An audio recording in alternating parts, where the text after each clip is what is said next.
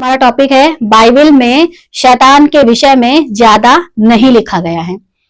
Bible एक ऐसी पुस्तक है जिसके विषय में बहुत सारी आपको जानकारियां मिलेंगी, लेकिन शैतान के विषय में आपको जानकारी उसमें बहुत कम मिलेगी। बाइबल में शैतान के विषय में जानकारी अगर कम मिलती है तो उसके पीछे का कारण क्या है कि शैतान के विषय में परमेश्वर ने, है ना, परमेश्वर ने शैतान के विषय में बाइबल में ज्यादा नहीं लिखवाया है। तो अगर परमेश्वर ने उसको ज्यादा, क्या कारण है शैतान के विषय में बहुत ही कम पढ़ने को मिलता है। तो आज हम जानेंगे रीजन क्या है शैतान के विषय में कम पढ़ने को क्यों मिलता है। जबकि पौलुस कहता है हम उसकी युक्तियों से अनजान नहीं हैं।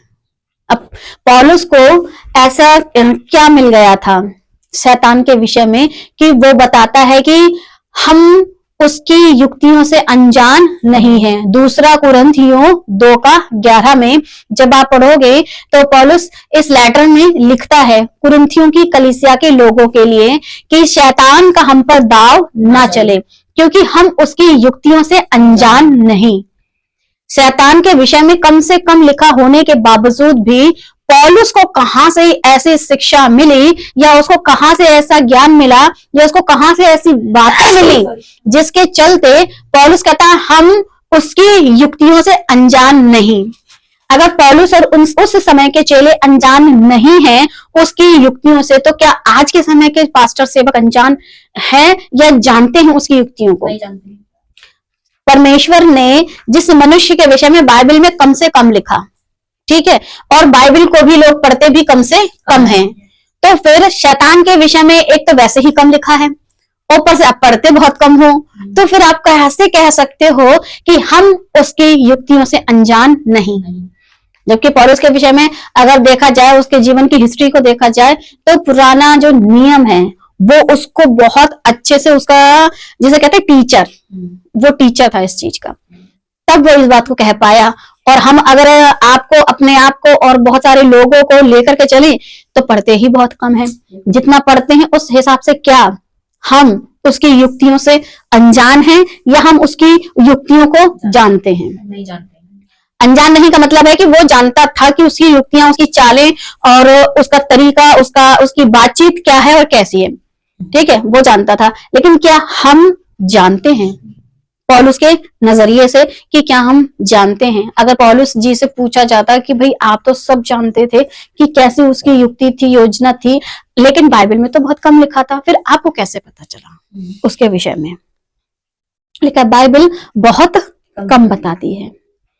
बाइबल में संसार की बहुत सारी बातें लिखी हैं, बहुत सारा ज्ञान लिखा है, बहुत सारे राजाओं का जिक्र है, न्यायियों का जिक्र है, बहुत सारे लोगों का, लेकिन जिसका जिक्र ज्यादा होना चाहिए था ताकि हम उसको अच्छे से जान जाएं, और उसके विषय की जो बातें हैं बहुत कम मिल रही हैं। पता नहीं आप लोग बाइबल पढ़ते समय इन बातों पर इतना गौर फरमाते हो कि नहीं फरमाते हो, लेकिन जब हम इन चीजों को पढ़ते हैं तो हमारे दिमाग में ये चलता है कि ऐसा क्यों? जिसके विषय में हमें ज्यादा समझना चाहिए था उसके विषय में ज्यादा नहीं लिखा है। यीशु मसीह के विषय में बहुत कुछ लिखा है, यहोवा परमेश्वर के विषय में बहुत कुछ लिखा है, इजराइलियों के विषय में बहुत कुछ लिखा है, कलीसिया के विषय में भी बहुत कुछ लिखा हुआ है, राजाओं के विषय में बहुत कुछ लिखा है, ठीक है, और बहुत और बातें भी हैं, अच्छी या बुरी सब लिखी गई हैं। इंसान का कैरेक्टर, किसका किसके साथ संबंध, बल्कि ऐसे ऐसे संबंध लिखे गए हैं कि ससुर का बहू के साथ शारीरिक संबंध, ये भी लिखा हुआ। ये चीजें तो छुपाने वाली थी लेकिन लिख दी।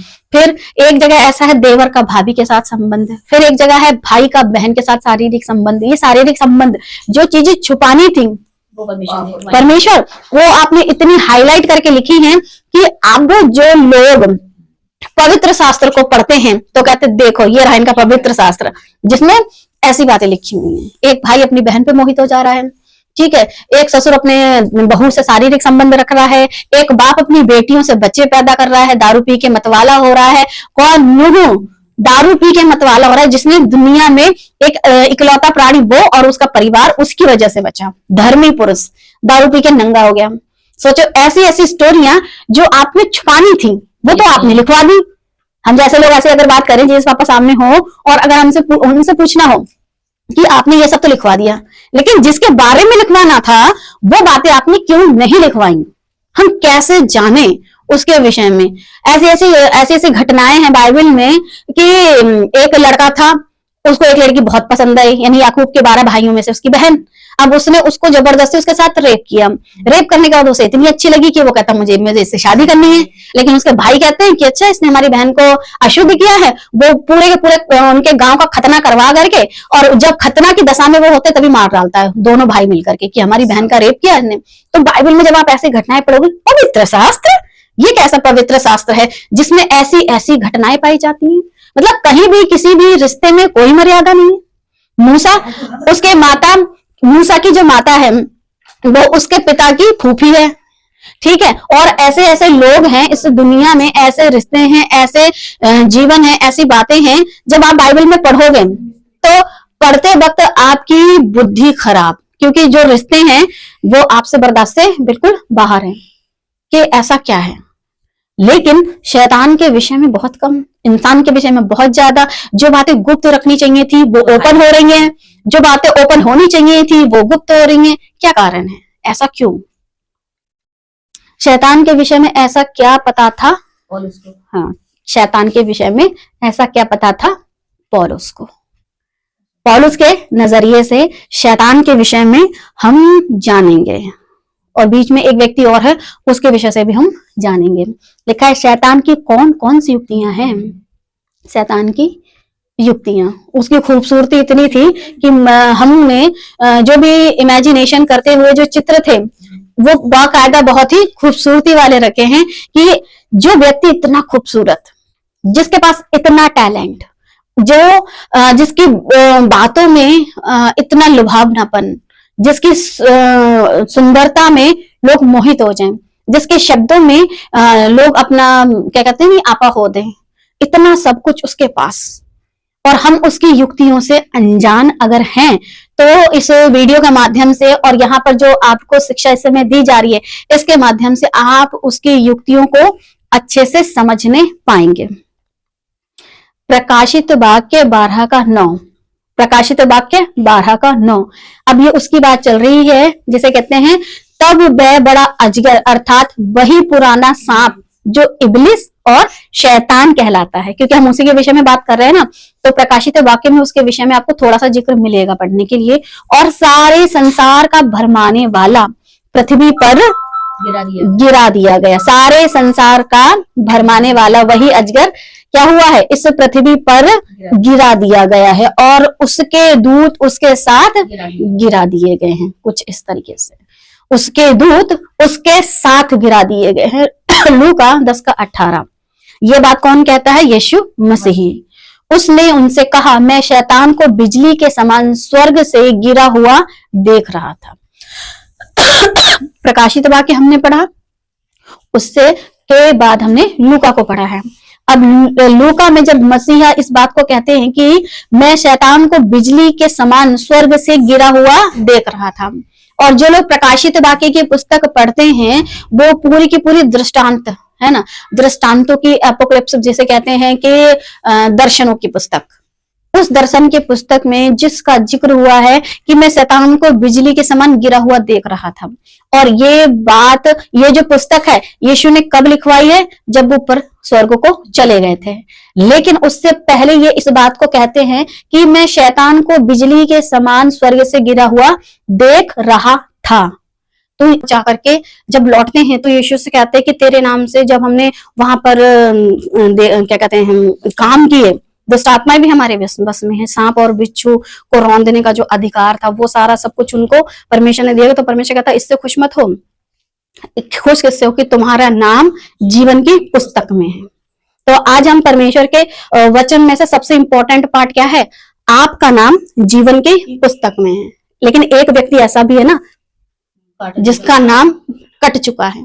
अगर उस लिस्ट में आना चाहते हो तो फिर नीचे क्या होगा? गिरा दिए जाओगे, जैसा वो गिरा दिया गया था। भजन संहिता 91:13 तू सिंह और नाग को कुचलेगा, तू जवान सिंह और अजगर को लताड़ेगा। सिंह को और नाग को, ये देखने में तो हमको जानवर ही दिख रहे हैं, मगर सिंह और जो नाग, इनकी जो फितरत होती है, ये फितरत बहुत खतरनाक है। इस फितरत में दोनों के दोनों शांत बैठते हैं, बिल्कुल शांत, और जैसे ही इनका शिकार बिल्कुल बेखबर होता है, बस तभी उस पर करते हैं अटैक। यह है इस सांप की और इस शेर की फितरत। बाइबल में शैतान के विषय में कम लिखा होने के बावजूद भी अगर आप बाइबल को पढ़ोगे तो आपको शैतान के विषय का बहुत ज्यादा ज्ञान हो जाएगा जब आप इन बातों पर गौर फरमाओगे कि तू जवान सिंह को तू सिंह और नाग को कुचलेगा, तू जवान सिंह और अजगर को लताड़ेगा। लताड़ने का मतलब क्या होता है? जैसे हम किसी को अपने घर से भगा दें, अपनी लाइफ से भगा दें, अपने घर से भगा दें, बहुत सुन लिया तेरी बातें, तो ऐसे इंसान को क्या कहते हैं? लताड़ना। सिंह को और अजगर को, इन दोनों की फितरत में शांत रह के आप पर हमला करना है।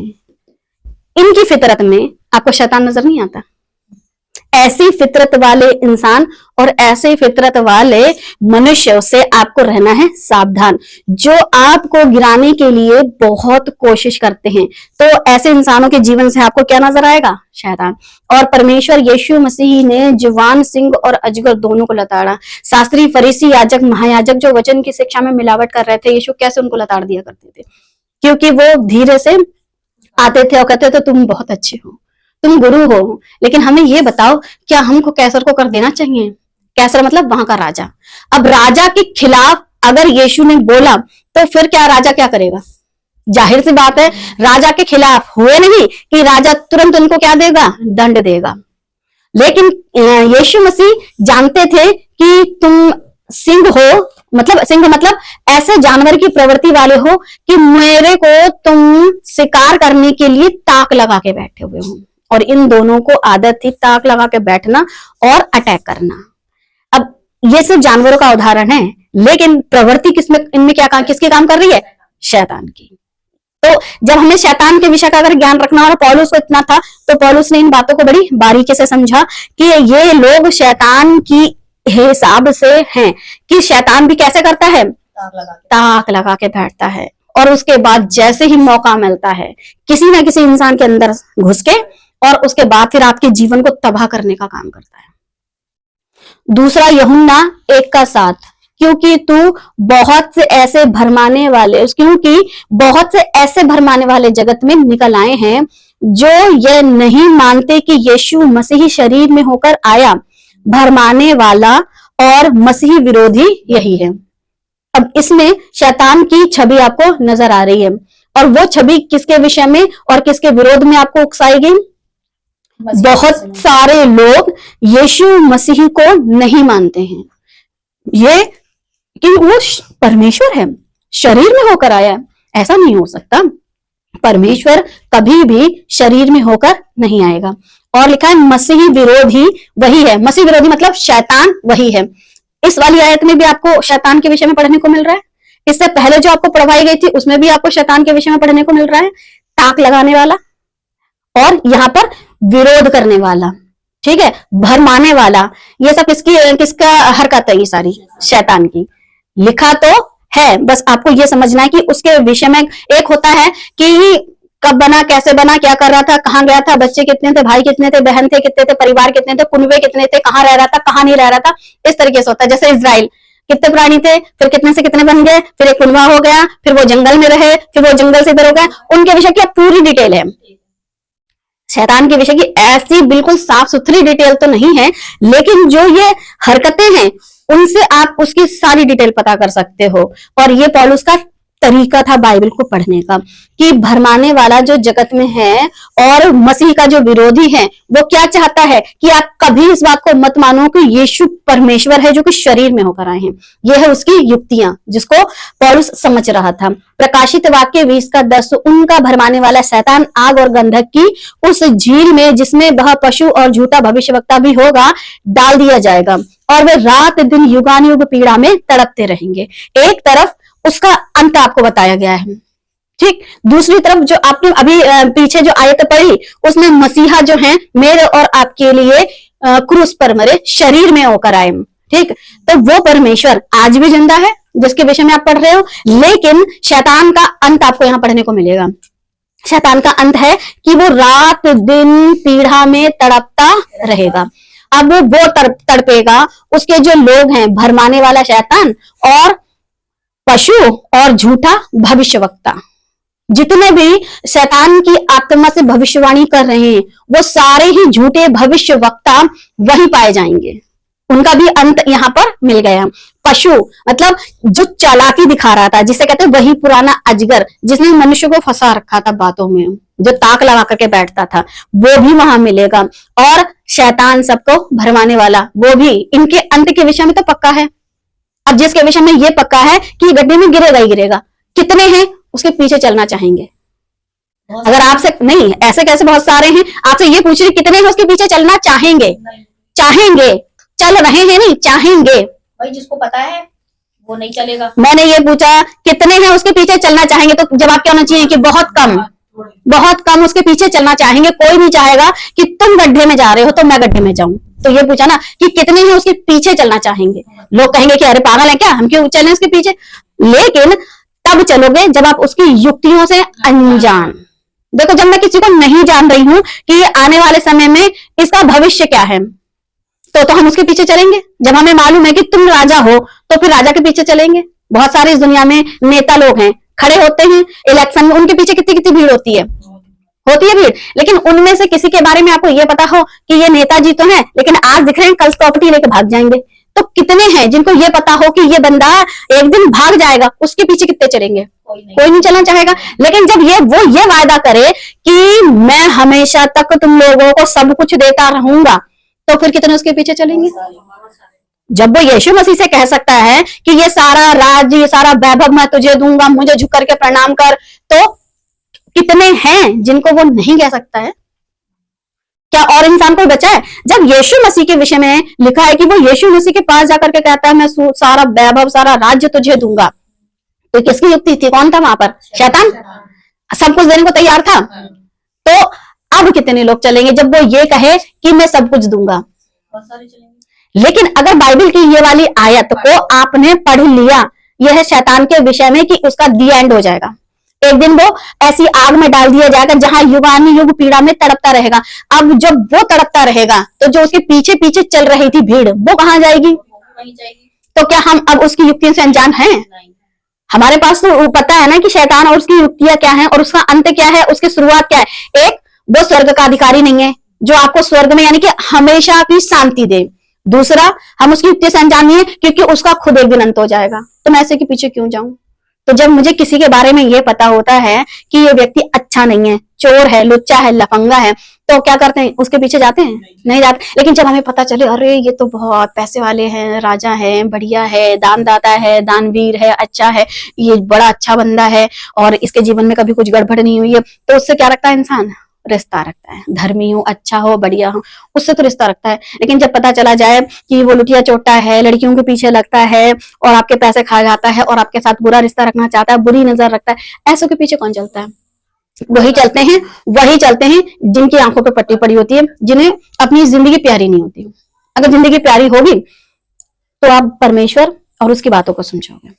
पौलुस उसकी युक्तियों से अनजान नहीं था, क्योंकि जब उसने बाइबल को पढ़ा तो बड़ी बड़ी बारीकी से पढ़ा कि लिखा तो बहुत कम है, लेकिन जब जब आप इन बातों को पढ़ोगे तो आपको ये पता चल जाएगा उसने विरोध किया, वो स्वर्ग से नीचे गिरा दिया गया, अब वापस स्वर्ग को नहीं जा सकता।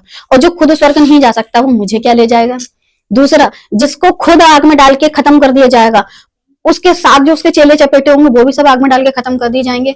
तो हमें एक भारी सी, जिसे कहते हैं बहुत तगड़ी वाली, जैसे कहते हैं बेस, वो वाली हिस्ट्री तो हमें पता चल गई है। यहूदा 1:4 क्योंकि कितने ऐसे मनुष्य चुपके से हम में आ मिले हैं जिनके दंड का वर्णन पुराने समय में पहले ही से लिखा गया था। ये भक्तिहीन हैं और हमारे परमेश्वर के अनुग्रह को लुचपन में बदल डालते हैं और हमारे एकमात्र स्वामी और प्रभु यीशु मसीह का इनकार करते हैं। तो जो शैतान है और उसके जो लोग हैं वो किसका इनकार करते हैं? यीशु मसीह का। यीशु मसीह का इनकार सबसे पहले कहाँ हुआ था? तो आदम की नहीं, स्वर्ग में सबसे पहले उसने ये तो कहा था शैतान ने कहा। कि मैं तेरे से भी ज्यादा ऊंचे पे सिंहासन लगाऊंगा।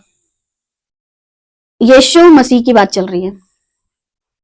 यीशु मसीह है वचन, है लिखा है आदि में वचन था, वचन परमेश्वर था, वचन परमेश्वर के साथ था। और वचन का मतलब होता है आज्ञा, और आज्ञा, पहली आज्ञा आदम को मिली थी, तो इनकार भी वही हुआ था ना। तो स्वर्ग में ऐसी कोई आज्ञा नहीं मिली थी कि क्या खाना है क्या नहीं खाना है।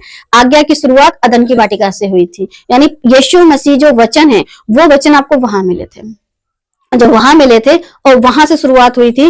तो जब हम ये बाइबल को जो पढ़ते हैं तो लिखा पुराने समय में ही से लिखा गया था। पुराने समय में ऐसा क्या लिखा गया था कि ये भक्तिहीन है और हमारे परमेश्वर के अनुग्रह को लुचपन में बदल डालते हैं, और हमारे एकमात्र स्वामी, सिर्फ एकमात्र स्वामी मतलब एक ही परमेश्वर प्रभु यीशु मसीह का क्या करते हैं, इनकार करते हैं। यानी वचन का इनकार मतलब मसीहा का इनकार। पुराने समय में पहले ही से लिखा गया था, तो ऐसा क्या बताने की कोशिश कर रहा है यहूदा की पुस्तक का लेखक खुद यहूदा। अब ऐसा क्या बताने की कोशिश कर रहा है कि पुराने समय में पहले ही से लिखा गया था। ऐसा क्या लिखा गया था, ऐसा करके जब बाइबल को पढ़ेंगे ना सवालों के साथ में तो बात आपको समझ में आएगी। यहूदा 1:5, यद्यपि तुम सब बात एक बार जान चुके हो, तो भी मैं तुम्हें इस बात की सुधि दिलाना चाहता हूं कि प्रभु ने एक कुल को मिस्र देश से छुड़ाने के बाद विश्वास न लाने वालों को नाश कर दिया। जिन लोगों ने विश्वास नहीं लाया उनको नाश कर दिया, क्योंकि उनको परमेश्वर यहोवा पर या उनकी बातों पर विश्वास नहीं था। अब ये वाली जो घटना है ये वहां से ली गई है कि जब परमेश्वर ने कहा था कि तुम लोग, जब मूसा से कहा गया था कि भेद लेके आओ, तो मूसा ने 40 लोगों को भेजा था, और जब भेद लेकर के आए तो 2 लोग थे कह रहे थे कि हम विजय पा लेंगे क्योंकि यहोवा हमारे साथ है, लेकिन बाकी के जो 2 बचे कितने थे, 10 लोग। उन 10 लोगों ने कहा अरे वो तो बहुत बड़े हैं, हम तो उनके आगे टिड्डे की तरह हैं, और ये क्या हुआ, हमें परमेश्वर मारने के लिए लाया है, ऐसा है वैसा है। कुड़कुड़ कुड़कुड़ बड़बड़ बड़बड़ बड़बड़ बड़बड़ करते करते करते करते परमेश्वर की नाक में क्या कर दिया, दम। जो परमेश्वर राजा फिरौन की नाक के नीचे से तुम्हें ला सकता है, उसके लिए अनाकवंशी बहुत ज्यादा खतरनाक थे। एक राजा की ताकत जो इतनी पैसे वाला होता है, इतने उसके पास लोग होते हैं, उसकी नाक के नीचे से तुम्हें ले आया। लाल समंदर को कोई इंसान हटा नहीं सकता था, उससे पार करा लाया।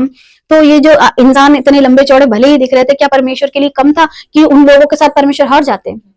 लेकिन क्या करा इन लोगों ने, इन लोगों ने क्या किया, विश्वास। और जो विश्वास नहीं करता है वो शैतान है। वो इसलिए क्योंकि परमेश्वर को परमेश्वर नहीं मानना ये किसकी प्रवृत्ति है, शैतान की। विश्वास ना लाने वालों को नाश कर दिया। अब इन्होंने जो विश्वास नहीं लाया, इन्होंने क्या देखा, उन इंसानों की लंबाई चौड़ाई तो देखी, लेकिन परमेश्वर के विषय में जो कि उनको लगातार दिखता रहा है परमेश्वर के आश्चर्य कर्मों में, तब भी नहीं समझ पाए। अगर नहीं समझ पाए तो ये किसकी युक्तियां हैं, शैतान की। और शैतान की युक्तियों में ये लोग क्या हो रहे थे, फंस रहे थे। लिखा है पहला यहूदा की पत्री 1:6, फिर जिन स्वर्गदूतों ने अपने पद को स्थिर न रखा वरन अपने को निज निवास को छोड़कर उसने उनको भी उस भीषण दिन के न्याय के लिए अंधकार में जो सनातन के लिए है बंधनों में रखा है। जिन स्वर्ग दूतों ने अपने पद को स्थिर न रखा, ये वो स्वर्गदूत हैं जिन्होंने अपने पद को, आपको एक परमेश्वर ने जगह दी थी, आपको एक पोस्ट दी गई थी, और आप उस पोस्ट से, उस पद से, अगर लूसीफर के विषय में देखा जाए कि आप स्तुति आराधना करने वाले थे तो ये आपका पद था। बाकी के जितने थे जो परमेश्वर की आराधना स्तुति में सातवां क्वायर सिंगिंग कहते नहीं है वो कर रहे थे, ये आपका एक पद था। और अगर उस पद पर ये लोग नहीं रहे तो फिर ये कहाँ गए, इनको कहाँ रखा गया है, ऐसे बंधनों में रखा गया है कि ये वहां बंधन में बंधे रहेंगे। तो जो मनुष्य परमेश्वर चुन करके काम लेता है और अगर वो अपने उस पद पर बना नहीं रहता है, तो जैसे लूसीफर नीचे गिरा दिया गया, लोग बंधन में बांधे गए। मुझे और आपको इस संसार में एक मौका मिला है परमेश्वर को प्रसन्न करने का, और परमेश्वर को प्रसन्न ना करें ऐसा शैतान मौका ढूंढता फिरता है। तो हम अगर उसकी युक्तियों से अनजान हैं तो फंस जाएंगे। तभी हम जब परमेश्वर के राह पर चलते हैं ना, तो खुंदक क्यों आती है कि आपको जिस राह से भटकाने वाला है वो तो भटका देगा, और उसका तो एक दिन है ना कि मृत्यु है। आप कैसी मूर्खता वाले इंसानों वाले काम कर रहे हो कि परमेश्वर का वचन आप तक पहुंचा है और उस वचन को इंपॉर्टेंस ना देके जीवन में आप और बातों में लगे हुए हो।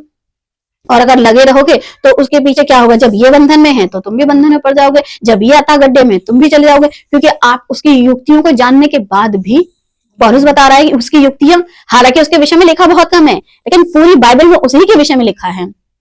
अब बोलोगे कैसे? अगर अदन की वाटिका में वो दोनों अकेले थे जिन्हें कहते हैं आदम और हव्वा, तो फिर ऐसा कौन आ गया था जिसने उनसे कहा कि इस पेड़ का फल खा लो? ठीक है। और उसके बाद मैंने एक सास का और ससुर का और उसकी बहू का, उनके बीच में ऐसा क्या था बंदे के जीवन में कि उसको शारीरिक संबंध करने की इतनी पड़ गई कि उसने ये भी नहीं देखा कि औरत का मुंह कौन सी औरत है, शरीर की अभिलाषा। हाँ, तो उसके अंदर शरीर में क्या थी उसकी, अब ऐसी लालसा थी कि बस भूख थी, शरीर की भूख। फिर जहां एक भाई अपनी बहन पर मोहित हो गया, तो ये शैतान की वो नहीं है कि बहुत खूबसूरत है मोहित हो जाऊं, तो वो जिनके जीवन में ऐसी काम हुए, ठीक है, उनके विषय में बाइबल में लिखा गया है। लिखा क्यों गया? ताकि आप जानो कि शैतान आपको ऐसे भी बहका सकता है। जब बाइबल को लोग पढ़ते तो कहते हैं पवित्र शास्त्र है, वो पवित्र शास्त्र से ज्यादा ज्ञान की पुस्तक है। ज्ञान की पुस्तक आपको ये ज्ञान दे रही है कि इस दुनिया में ऐसा हो चुका है कि एक भाई को अपनी बहन से इतनी मोहब्बत हो गई कि उसके साथ उसने रेप किया, और उसके बाद उससे इतनी नफरत हो गई कि उसको अपने घर से निकाल दिया। तो बाइबल आपको क्या है? ज्ञान की पुस्तक है ना, तो ज्ञान दे रही है। जब संसार में हम किसी के साथ ऐसा केस सुनते हैं कि अरे बाप रे उसने ऐसा ऐसा कह दिया, तो हम अब क्यों नहीं इन बातों से चकित होते हैं? नहीं, चकित आश्चर्यचकित होता है ना। हम क्यों नहीं चकित होते हैं? क्योंकि हमें पता है जब हम बाइबल को हमने पढ़ा तो वहां पर ऐसे ऐसे लोग थे जो परमेश्वर की रचना में थे, योजना में थे, और फिर भी भटक गए। क्योंकि परमेश्वर की जो योजना में होते हैं, जब शैतान उनको इतना भटका सकता है, उनको इतना नीचे गिरा सकता है, तो जो उसकी योजना में है ही नहीं उनका क्या होगा? राजा दाऊद परमेश्वर की इतनी योजना में था कि परमेश्वर कहता है ये मुझे मेरे मन का मिल गया है, और उसका मन किसी की नंगी औरत को देखने में लगा हुआ था। तो सोचो, जब उसके साथ शैतान ऐसी युक्ति करके और उसको इतनी बुरी तरीके से शरीर की अभिलाषा में फंसा सकता है, तो बाकी के जो लोग यीशु मसीह के वचन को ना जानते हैं ना मानते हैं, वो कैसी कैसी अभिलाषाओं में फंसे हुए हैं। सबसे बड़ी उनकी क्या कहते हैं, उनके जीवन में अंधकार तो यही है कि दूसरों से तक कहते हैं कि देखो उनकी किताबों में ऐसे संबंध है, ऐसे संबंध है, ऐसे संबंध है, और जब वो खुद के जीवन और खुद की किताबों को पढ़ते हैं, अपने ग्रंथों को, तो फिर पता चलता है कि कितना और गड़बड़ है। परमेश्वर वो है जो कभी कोई बात छुपाता नहीं है।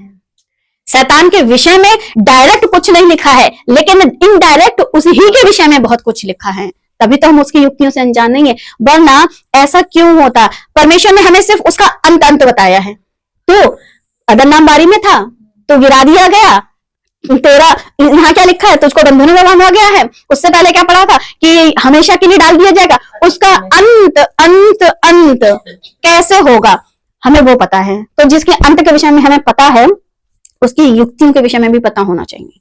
और उसकी युक्तियां क्या हैं? हर एक मनुष्य को वो कैसे भरमाता है, एक एक परिवार में सबसे ज्यादा शारीरिक संबंध को लेकर के।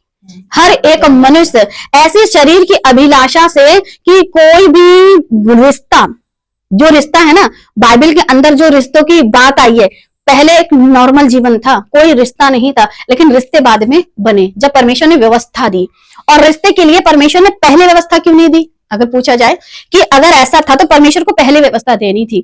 तो जब परमेश्वर ने आदम बनाया और हव्वा बनाई, दोनों की शादी हो गई, यानी बच्चे हुए, उसके बाद और कोई नहीं था परिवार जिनसे वो अपने बच्चों को ब्याह करते। तो फिर क्या हुआ? उन्हीं के बेटे और उन्हीं की बेटियों के आपस में शादियां हुई, लेकिन एक के लिए एक। लेकिन कंडीशन कब खराब हुई? जब एक आदमी एक से ज्यादा औरतें रखने लगा। और उसका जिक्र आपको बाइबल में उत्पत्ति में ही पढ़ने को मिल जाएगा, आदा और सिल्ला। हे आदा और हे सिल्ला, उसका जो पति था, वो कहता है जब केन का इतना गुना तो फिर मेरा 7 के 77 गुना। तो आपको पता चल जाता है कि वो 2 औरत रख रहा था। अरे जब एक का जिक्र है तो एक ही करो। लेकिन शरीर की भूख बढ़ रही थी, ठीक है, व्यभिचार बढ़ रहा था, नग्नता अच्छी लग रही थी। आज आप गूगल पे सर्च करो, कुछ भी नंगा पुंगा सर्च कर लो, टोटल आपको मिलेगा। और ऐसी ऐसी लड़कियां, ऐसी ऐसी औरतें हैं जो खुद की नंगी नंगी तस्वीरें डालती, नेकेड तस्वीरें डालती हैं और उन्हें बड़ा अच्छा लग रहा है। तो उनके अंदर जो प्रवृत्ति आई है वो किसकी है? क्योंकि परमेश्वर ने उनको बोला था कि तुम मर जाओगे। अब आत्मिकता में बिल्कुल मर गए हैं और शरीर सबको दिखाते फिर रहे हैं, जबकि परमेश्वर ने अदन की वाटिका में तुरंत कपड़े पहनाए जब वो नंगेपन से अपने भागे थे, पत्ते लपेट रहे थे। और अब ये कंडीशन हो गई है कि इन्हें जो कपड़े पहनाए गए हैं, अब वो कपड़े पहनने में भी दिक्कत हो रही है। और चाहे वो फिल्मी दुनिया हो, चाहे संसार की दुनिया हो, चाहे कैसी ही दुनिया हो, आदमी भले ही 3 पीस कपड़े में दिखेगा, औरत 2 पीस में दिखती है। औरत के साथ इतना ऐसा क्यों? क्योंकि शैतान जो है जानता है कि स्त्री के शरीर की जो अभिलाषा है वो पुरुष को लगी रहती है, जिसके चलते शैतान अपनी सारी अभिलाषाओं को उनके चलते पूरा कर रहा है। ये युक्तियां नहीं है। तभी तो एक भाई दूसरी अपनी बहन पर मोहित हुआ जा रहा था। बहन क्यों नहीं मोहित हो गई भाई पर? क्योंकि तुमको शैतान ने अपनी युक्तियों में फंसा के रखा है, सबसे ज्यादा व्यभिचार में फंसा करके रखा है। लेकिन हम जानते हैं उसका अंत होगा, उसका भी अंत होगा। और जिस देह पर मन लगाने को कहा गया है, इस देह का भी अंत होगा। कितने ही खूबसूरत लड़की हो या कितनी ही बदसूरत लड़की हो, कितनी ही छोटी ही बच्ची हो, कितनी ही बड़ी लड़की हो, उसके बावजूद भी आदमियों और लड़कों या किसी का भी मन उनके शरीर पर ही जाता है। तो ये शैतानी की युक्ति नहीं है क्या? अगर इन बातों को परमेश्वर ने लिखवा दिया उजागर करके, तो गलत क्या किया? अगर परमेश्वर ने नहीं लिखवाया था तो हम तो हैरान होते, ऐसा क्या चल रहा है पृथ्वी पर। परमेश्वर ने पहले से ही बता दिया कि तुम लोगों की क्या प्रवृत्ति होगी, तुम मर जाओगे। और जब मरा हुआ इंसान है तो जाने क्या क्या हरकतें करता फिर रहा है। उन्हीं हरकतों का जिक्र दाऊद के जीवन में मिलता है, उन्हीं हरकतों का जिक्र आपको तामार के जीवन में मिलता है। ऐसा क्या था, तुम्हें बच्चा पैदा नहीं हो रहा था जो तुम ससुर के साथ लेट गई? चलो उसने तो घूमटा नहीं देखा, लेकिन तुमने तो बुढ़ा देखा, तुम काहे लेट गई? तो ये कौन किसकी युक्तियां थी? शैतान की युक्तियां थी। नजर आती है इनके जीवन से। अगर बाइबल में ये कैरेक्टर पाए जाते तो पवित्र बाइबल, अरे भैया इंसान थे वो भी, वो कहीं से आसमान से उतरे हुए नहीं थे। और जो आसमान से उतरे हुए थे वो खुद नरक की जेल में जाने के लिए तैयार है, क्योंकि वो खुद उन औरतों के शरीरों को देख देख करके पागल हुए जा रहे थे। उत्पत्ति के जब आप पढ़ोगे कि पुरुष बहुत बेटियां होने के कारण, है ना, जब उत्पत्ति में जब आप पढ़ोगे 5वां अध्याय तो उसमें लिखा है कि जब उनकी पुत्रियां हुई तो परमेश्वर के पुत्रों ने मनुष्य की पुत्रियों के साथ जिसको जिससे चाहा उससे ब्याह कर लिया। अरे वो खुद ऊपर से आए, स्वर्ग बिगड़ गए थे, उन्हें तो फेंका गया था। उन्होंने कहा अरे ये बड़ी अच्छी चीज है, वो लग गए थे। बाइबल में तो वो भी नहीं छुपा है। तो यही तो परमेश्वर ने, जिस चीज के लिए परमेश्वर ने आज्ञा दी थी कि मत करना, अगर आप कर रहे हो तो फिर बड़े बुरे फंसोगे और फिर उससे बाहर नहीं निकलोगे। और फंसाने वाला आपको पूरा फंसाएगा, जिसका नाम है लूसीफर या शैतान। वो आपको बहुत अच्छे से फंसाएगा, क्योंकि उसकी युक्तियां ही ऐसी हैं और बड़ी मीठी मीठी लगती हैं उसकी युक्तियां। बस आपको उस मीठे से निकलना है बाहर। ये कौन थी मैडम? ऐसा क्या रख के आई थी घर में? अपने धन दौलत। ऐसा क्या रख के आई थी? नहीं, वो तो दामाद तो साथ ही नहीं थे। देखो 2 लड़कियां थी, ठीक है, एक पति था, वो तीनों साथ थे। तो मैडम ऐसा क्या देख रही थी पीछे मुड़ करके? इन्हें मजा आ रहा था देखने के लिए, आग ऊपर से कैसे गिरेगी, कहां से गिरेगी, क्या गिरेगा क्या नहीं गिरेगा। और उसके चलते खुद का क्या हाल हो गया। जब तुमको पहले से ही परमेश्वर ने आज्ञा दे दी, आगाह कर दिया, निकलो भागो, शहर नाश हो रहा है, पीछे मुड़ के मत देखना। बस देखेंगे जरूर क्या लड्डू पेड़े बट रहे हैं। देखा और खुद का क्या हाल हो गया। जब परमेश्वर ने आज्ञा दी है, वचन दिया है, तो वचन के अनुसार काम करो। शैतान तुरंत मन में डालेगा देख ले एक बार तो देख ले कैसे आग गिर रही है, कहाँ गिर रही है, क्या हो रहा है क्या नहीं हो रहा है। जब आपको मना किया जाता है कि पीछे मुड़ के मत देखो। एक अभी कौन सी पिक्चर में बड़ा डायलॉग चल रहा था, सुना था मैंने, कि वो बुलाती है जाने का नहीं। और आवाज आती थी क्या स्त्री घर में है करके, क्या था कुछ ऐसे करके था, वो स्त्री कल आना, ऐसे करके कुछ था। तो लोग डरते थे और अपने अपने घरों में लिख देते थे ओ स्त्री कल आना। तो वो स्त्री पढ़ी लिखी थी, यानी वो चुड़ैल पढ़ी लिखी थी, पढ़ती थी और फिर अगले दिन आती थी। तो कुछ इस तरीके से ये जो चीजें हैं ना। लेकिन फिर भी लोग क्या करते हैं कि जहां लिखा होता है, हमारे हिंदुस्तान में जहां लिखा होता है, यहाँ मूतना सख्त मना है। सोचो ऐसी कंडीशन, ऐसा हिंदुस्तान की बात नहीं, पूरी दुनिया में चलती है। जब परमेश्वर मनुष्य को आज्ञा दे तो मानेंगे नहीं, सही बात है। शैतान की बातों में लग जाएंगे। उसकी युक्तियां बहुत नॉर्मल हैं, बस आपको समझने की जरूरत है। अगर ये समझ जाती तो पीछे मुड़ के नहीं देखती, और अगर नहीं देखती तो ये होती कुछ समय तक। फिर इसकी बेटियों को अपने बाप के साथ रिश्ता बना करके बच्चे पैदा करने की जरूरत नहीं होती।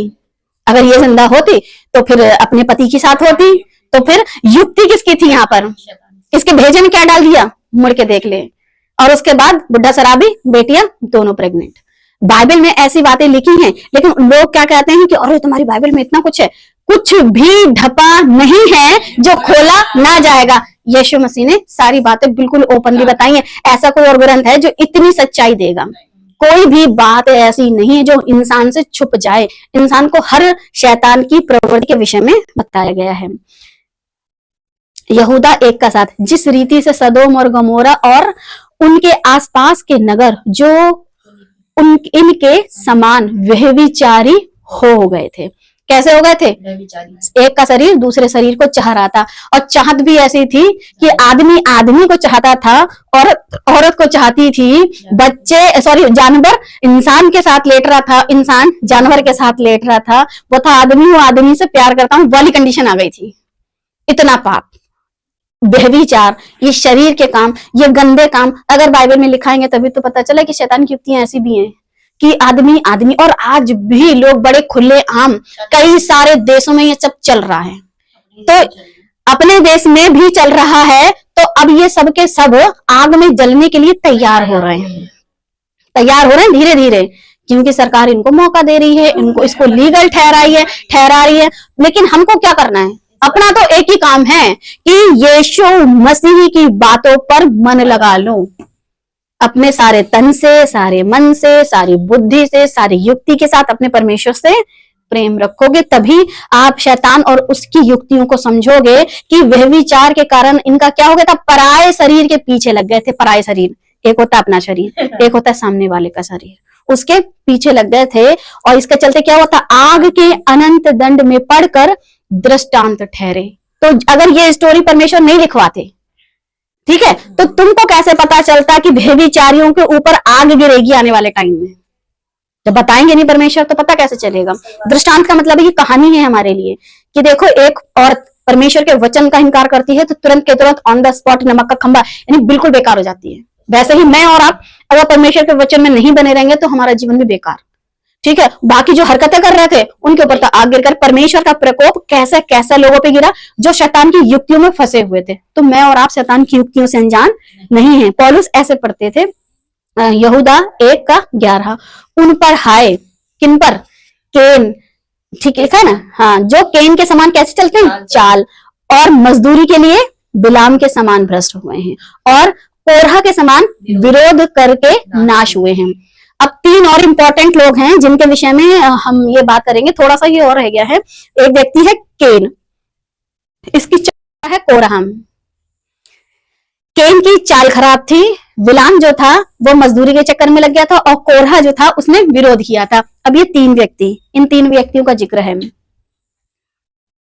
केन, बिलाम, कोरहा, इन 3 व्यक्तियों के जीवन से भी हम शैतान की युक्तियों के विषय में जानेंगे। इन तीनों मनुष्यों का ही उदाहरण क्यों दिया था यहूदा ने? ऐसा क्या गड़बड़ी देखी थी इनके जीवन में? ऐसी क्या गड़बड़ी देखी थी इनके जीवन में कि यहूदा की पत्री जो है, एक ही किताब है पूरी बाइबल के अंदर, और उसमें भी इन 3 मनुष्यों का आपको जिक्र मिलता है। एक केन, जिसने अपने ही भाई का मर्डर किया। दूसरा क्या कहते हैं, क्या नाम उसका? कोरहा, जिसकी वजह से पृथ्वी फट गई थी और जितने दंड के योग्य थे वो सबके सब परिवार सहित उसमें धंस गए थे। और तीसरा बिलाम, जिसकी गधी ने उसको अकल दी थी, नहीं तो वो स्वर्गदूत वहीं उसको, परमेश्वर का दूत उसको तुरंत के तुरंत तलवार से वहीं खत्म कर देता। अब ये जो कंडीशन इनके जीवन में आई, या इनके जीवन में जो हरकत हुई, इसके पीछे का कारण कौन है? शैतान के भरमाने में आकर के इन तीनों ने ऐसा काम किया। और इन्होंने हरकत क्या की? एक वो व्यक्ति है, लिखा पहला यूहन्ना 3 का 12, और केन के समान ना बनो, उस दुष्ट से था जिसने अपने भाई को घात किया। अब केन की गलती क्या थी? अपने भाई का मर्डर किया। और उसे किस कारण घात किया? इस कारण कि उसके काम बुरे थे। जो पेड़ के फल को परमेश्वर ने खाने को मना किया था ना, उसको खाने के बाद उसमें जो फल लगेंगे वो कैसे लगेंगे? बुरी अब पेड़ का नाम क्या था? भले और बुरे के ज्ञान का। अब इतना ज्ञान आ गया कि भला मेरा और बुरा तेरा। तो भले बुरे के ज्ञान का जो पेड़ था, जिसकी वजह से एक भाई ने दूसरे भाई का क्या किया? मर्डर कर डाला। तो ये शैतान की क्या है? युक्ति है, जो कि कैन के जीवन से मिलती है, कोरह के जीवन से मिलती है और बिलाम के जीवन से आपको देखने को मिलती है। गिनती 22 का 11, परमेश्वर ने बिलाम से कहा, तू इनके संग मत जा, उन लोगों को शाप मत दे, क्योंकि वे आशीष के भागी हो चुके हैं। इजरायलियों को शाप देने के लिए बिलाम को बालाक ने बुलाया। बालाक एक राजा था, बिलाम को बुलाता है। तो बिलाम क्या कहता है? जब बहुत सारे लोग आते हैं, बहुत अच्छे से तोहफे वोफे सब कुछ लेकर के आते हैं, तो परमेश्वर रात को बोलते हैं उसको कि भाई ये लोग क्यों आए हैं? तो बताता है कि मुझे बुलाया गया है उन लोगों को शाप देने के लिए। तो परमेश्वर कहता है कि नहीं नहीं, वो लोग तो आशीष के भागी हैं, तो मत जा। तो कह देता है कि मैं नहीं जाऊंगा, उन लोगों को मना कर देता है। लेकिन दोबारा से फिर उस राजा क्या करता है? अगर पहले उसने 1 तोला सोना भेजा था, तो दोबारा से वो 2 तोला 4 तोला और बहुत कुछ देता है। अगर 100 लोग आए थे उसको इनवाइट करने के लिए, तो 200 लोग आते हैं इनवाइट। अब बंदे को एक बार में परमेश्वर ने कह दिया मत जा, दूसरे बार जब वो लोग आए थे तो उनको द्वार से वहीं हटा देना चाहिए था। नहीं नहीं, रुको, अभी रुको, आज रात रुको, आज रात फिर पूछता हूँ। अब तुम्हें मजाक करने का शौक है तो परमेश्वर को भी शौक चढ़ गया। तुमने, परमेश्वर ने एक बार कहा, तुमको कितनी बार सुनना चाहिए था?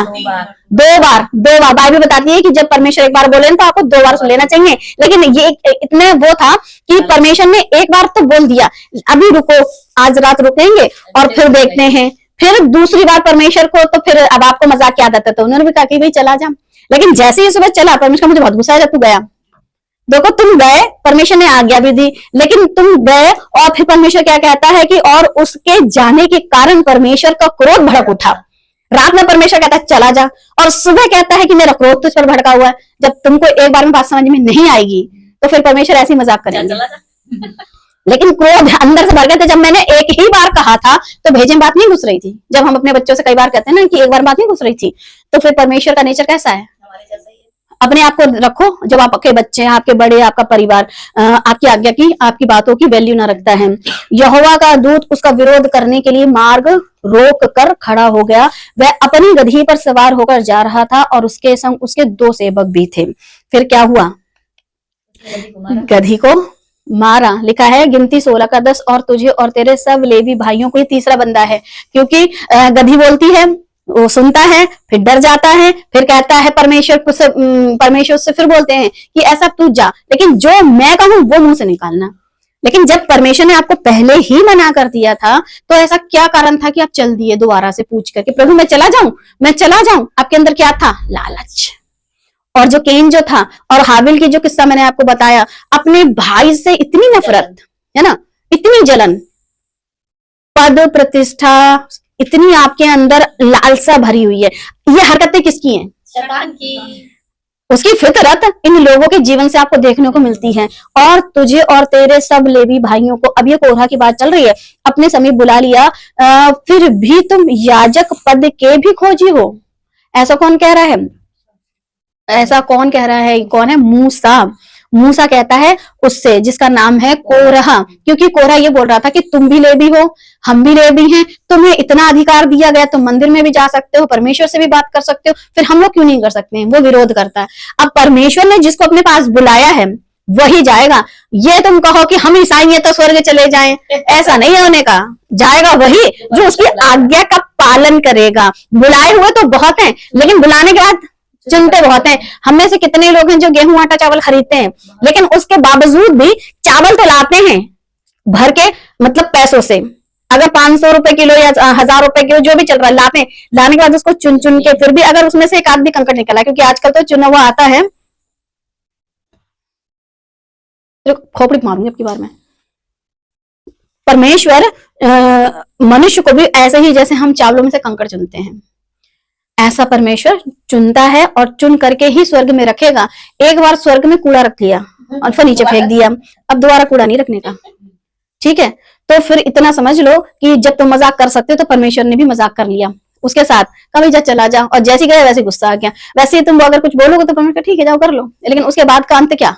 जैसे वो बंदा पड़ा हुआ है बंधनों में, आग में हमेशा के लिए, वैसे ही आप भी अपना अंत देख लो। शैतान को, उसकी युक्तियां आप पहचानो इन लोगों के जीवन से। और इसके साथ क्या होता है, जब ये याजक पद का क्या होता है, लालची, तो फिर परमेश्वर क्या करते हैं, पृथ्वी ऐसे फट जाती है और पूरा खानदान सहित जितने लोगों ने बलवा किया था ना, ऑन द स्पॉट मर जाते हैं। किसका लालच कर रहे थे लोग, प्रतिष्ठा का लालच। पद और प्रतिष्ठा, इनका लालच बता रहा था। अच्छा, यही लालच किसके अंदर था, शैतान के अंदर। मैं परमेश्वर से ऊंचे पर विराजूंगा, तो पद चाहिए था। और प्रतिष्ठा कैसी, जितने भी स्वर्गदूत हैं उनकी उपासना क्यों करें, मेरी उपासना करें। तभी तो कहता तू मुझे झुककर प्रणाम कर ले तो फिर क्या कर दूंगा मैं। तो कितना उसके अंदर प्रतिष्ठा पाने की आग है, ठीक है। फिर कहता है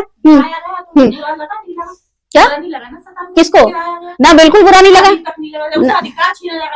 नहीं बिल्कुल बुरा नहीं लगा। अगर बुरा नहीं लगा होता तो पूरी दुनिया में आग फैला रहा है वो। स्वर्ग का अधिकार छीन चुका है। देखो, आपसे गोल्ड ले लिया जाए, है ना, नहीं वही तो बता रही हूँ, आपसे सोना ले लिया जाए और आपको उसके बदले में क्या कहते हैं, पीतल दे दिया जाए, तो आप क्या कहोगे। देखो, हैं दोनों येलो, लेकिन एक गोल्ड है और एक पीतल है। मार्केट में जाके वैल्यू देख लो दोनों की, ठीक है।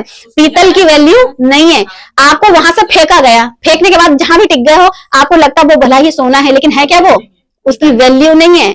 आप स्वर्ग का अधिकार छोड़ गए। मैं भी अगर पछताता तो फिर दुनिया में कांडी क्यों होते। देखिए, पश्चाताप कोई भी कर ले तो सीधे परमेश्वर माफ कर देंगे, और अगर पश्चाताप नहीं कर ले, शैतान पछताएगा। अथाह कुंड में डाला जाएगा। हाँ हाँ, किस चीज का अधिकार है, उसे पृथ्वी को भरमाने का अधिकार नहीं दिया गया था, उसको इस धरती पर फेंक दिया। परमेश्वर जिस इंसान से मतलब नहीं रखता उसको जिंदगी से निकाल देता। फिर वो ये नहीं देखता तुम क्या कर रहे हो, तुम अब किसको बहका रहे हो, फुसला रहे हो, क्या कर रहे हो, क्या नहीं कर रहे हो। ये पृथ्वी उसे लगता है कि उसकी है, क्योंकि वो सबसे पहले इस पे आया, तो वो सोचता है कि ये मेरा अधिकार है। ये उसका अधिकार नहीं है। जब आपने कुछ बनाया नहीं तो फिर वो आपकी कैसे हो गई। अब आप जबरदस्ती कब्जाए बैठे रहो तो बैठे रहो, जिस दिन कानून के पेपर आएंगे, ठीक है, उस दिन तुमको निकाल के बाहर कर दिया जाएगा। हाँ, तो उसको एक दिन जरूर इस चीज का लगेगा कि मैंने क्यों वहां पे परमेश्वर की शरीकत कर ली। अगर ये चीज लगी होती तो वो पहले सुधर गया था। शैतान की प्रवृत्ति ही ऐसी है कि वो नहीं सुधरेगा। अरे भाई, कहावत वो सुनी नहीं है कि 12 बरस कुत्ते की पूंछ पर निकाली टेढ़ी। हाँ, शैतान का मतलब ही है कि वो नहीं सुधरेगा। अगर वो सुधर गया होता तो अदन की वाटिका से आज तक 6000 साल से ऊपर हो गया है, या कभी तो सुधर जाते हैं। सुधरने का भी तो एक दिन होता है। जब इतना टाइम हो गया तो अब क्या सुधरेंगे। देखो, सुधार का मौका इंसान को भी इसी पृथ्वी पर आपके पास जब तक सांसें हैं तभी तक है। अब आप ये सोचो कि अरे हम लोगों को तो क्या कहते हैं, आपके पास 100 आपको दिए 100 साल सुधर के रखने के लिए, जिसमें 20 साल तो आपके ऐसे चले जाते हैं। 20 साल से लेकर के जो 80 साल का जो जीवन रहता है उसमें आपके पाप गुनाह अच्छा बुरा देखते हो, उस बीच आपके जीवन में घटित घटनाएं, तब आप सुधरने का बिगड़ने के बारे में सोचते हो। तो आपके पास कितना समय दिया गया है, मुश्किल से 80 साल, 80 60 50, आप 150 भी मान लो, 200 मान लो, उसको कितना टाइम दे चुका है परमेश्वर। इतने साल होगा अभी तक नहीं सुधरा, कितनी उम्मीद करेंगे। तो शैतान की जो युक्तियां हैं, उसने जो चीज खुद नहीं पाई, ठीक है, नहीं पाने देगा। हाँ, इसी उसमें लगा जाता है। देखो वो स्वर्ग से गिरा दिया गया, अब आपको स्वर्ग पे जाने नहीं देगा। जैसे मैं जहाँ पढ़ा रहा हूँ वही ये लोग पढ़ेगा। हाँ, हम तो डूबेंगे सनम, डूबेंगे। तो ये है उसकी युक्ति। पद प्रतिष्ठा इन सब का क्या कर रहा है वो, लालच। लालच क्यों कि स्वर्ग में तो मुझे ये सब नहीं मिला, लेकिन मैं यहाँ पर इतनी अपनी वैल्यू बना लूं कि यहाँ के लोग मेरी क्या करें, प्रतिष्ठा करें।